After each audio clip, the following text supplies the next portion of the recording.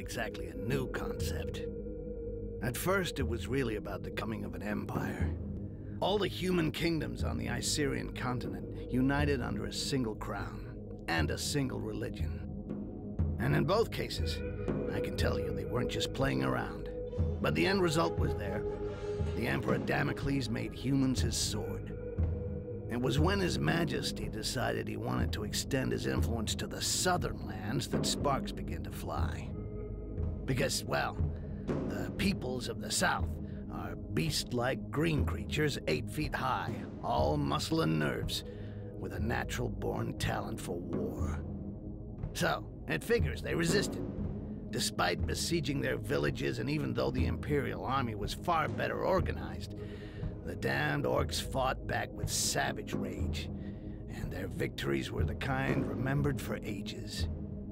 But Damocles wasn't just gonna sit there and take it.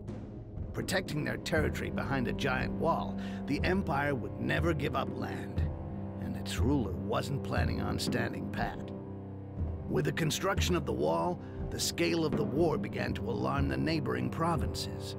Faced with the Green Peril, the Empire saw the elves and the dwarves as potential allies. With their support, a quick victory over the Greenskins was a certainty, and peace could finally return to the Icerian continent. Afterwards, it just remained to be seen what kind of peace would await the vanquished.